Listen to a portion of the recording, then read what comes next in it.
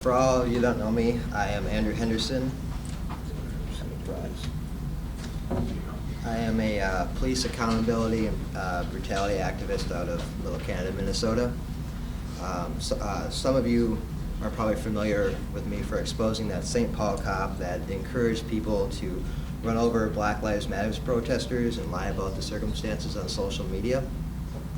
Today I'd like to share two quick stories involving police misconduct or poor behavior, and a few free market solutions to discourage misconduct.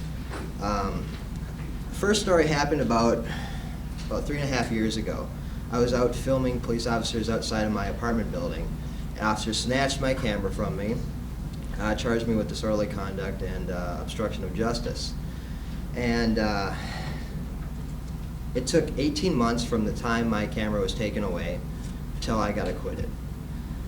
During this time, it took 17 visits to court and cost the taxpayers of Little Canada about $9,000 to try to prosecute me. The worst part about this is, if I was convicted, the worst I'd have to pay is a $50 fine. You know, this happens all the time to people. You know, the big concern here is that people get false charges placed on them all the time, and the system wears them down. Going to court that much, can you imagine having to take 17 days off of work to go to court? To show up at court and just for them to tell you it's been continued, you go home and have to come back again. I mean, most of us can't do that. I was lucky that I was laid off for half that time, so I was able to go to court. Otherwise, I don't know if I could have actually made it. I mean, that's something for y'all to think about. I mean, there's tons of people out there that are going through the same thing every day. I mean, if you watch arraignment courts, they just take the plea because they don't have the time to take off of work. They don't have the money to afford a lawyer. So, I mean, think about that. Another incident that I witnessed back in 2014 was on New Year's Eve.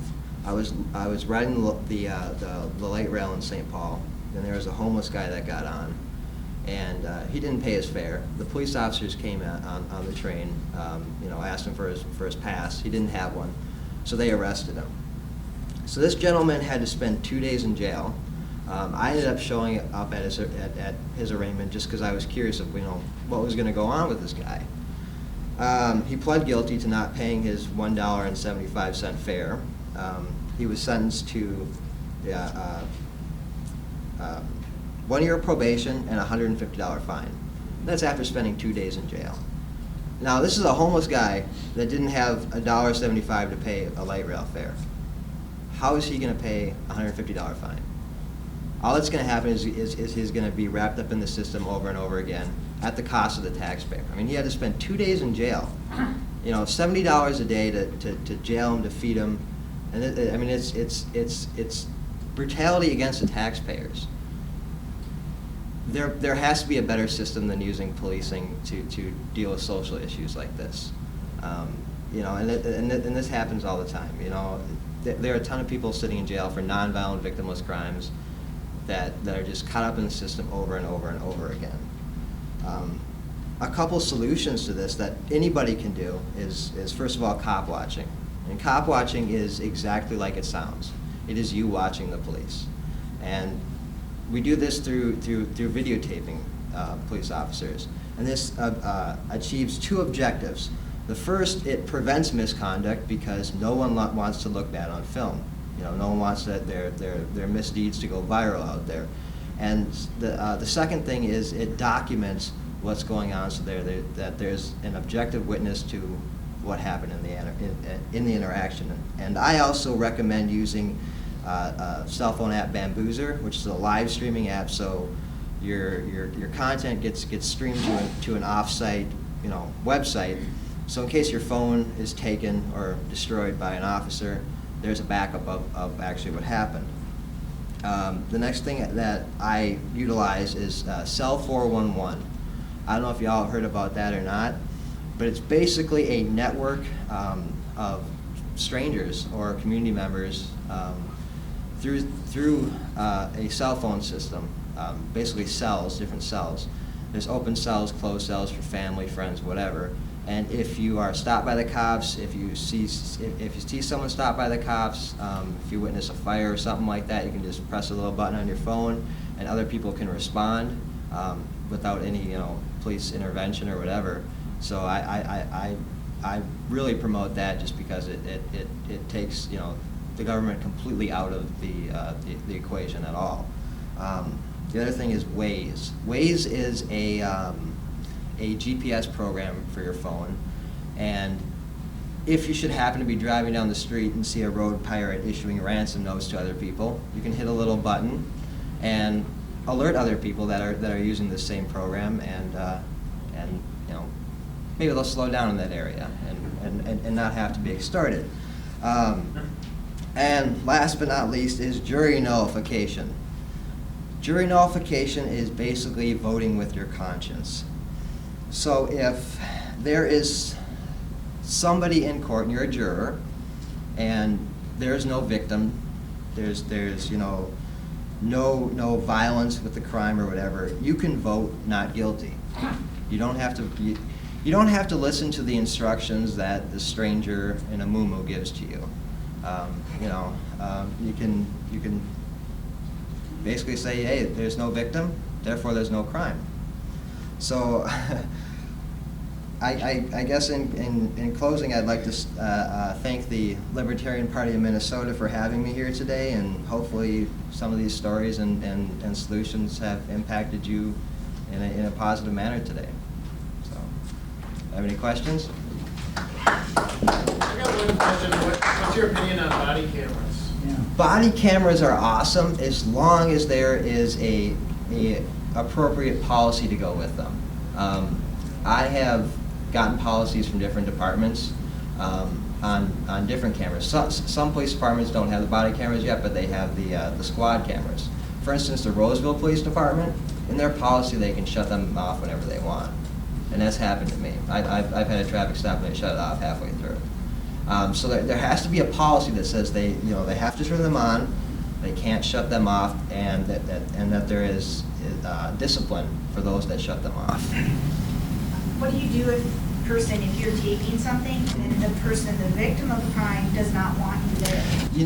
Then they should be able to take your tape. Even if you don't want the cops to, you shouldn't be able to tape somebody if they don't want you to.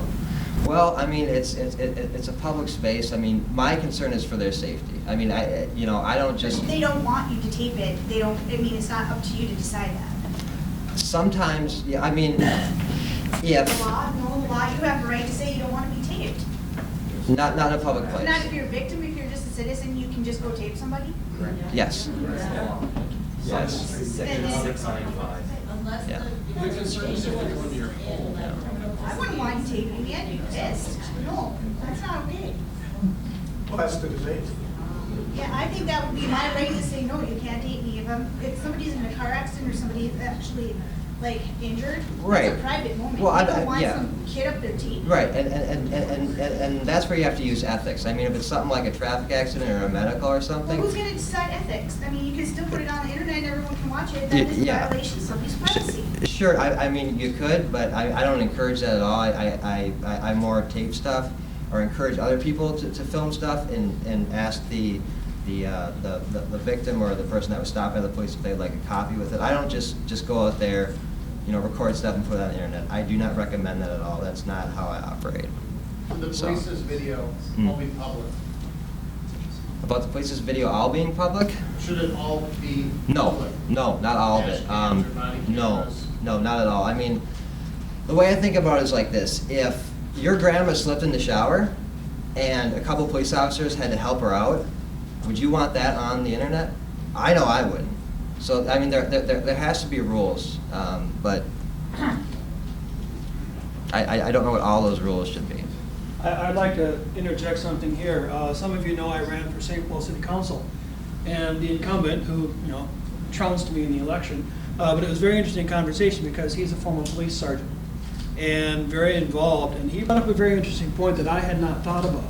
We would love to make sure that police brutality or police overstepping their bounds is just doesn't happen. The other side of that is, as you were bringing up, if a policeman has his body cam on, and I don't get a choice as to whether my stuff goes out on the internet. I would like to see all of the police's actions, because I want to hold them accountable. The problem is then the private citizen stuff is also out there. And especially now with the internet, once it's out there, it's out there, it's viral. So that's the debate that they're weighing within the police departments, is the right to protect ourselves from potential police brutality versus having our own private actions out on the net. So that's just something that's going on in all the police departments, conversation. Yeah, I mean, I wish I had the answer to balance out everything, but I just don't. And, you know, I do understand your concern. Sir? I'd just like to go on record that if anybody films the police beating me, put it on every website you can. Yes, sir. The privacy issue is an issue that relates to remedies in court. You have a right to take a picture, but you don't have a right to reveal the image, so any image that you use in public has to be rasterized, okay? It can remain your possession, but if you or a news agency places it in the public domain, if they wish to use the face, they have to obtain a release from the party whose face it is. Otherwise, the face has to be rasterized or somehow otherwise obscured. Okay? Now, if you take a picture for a permanent interest, like an obscured camera, that can't be used for any purpose in the act of even taking a picture with it. Okay? Just to clarify. Thank you. So the act of taking the picture, not only, but the act of revealing the identity of the person who's taken of it. And then the person only has the right of going to court. All right, thank you.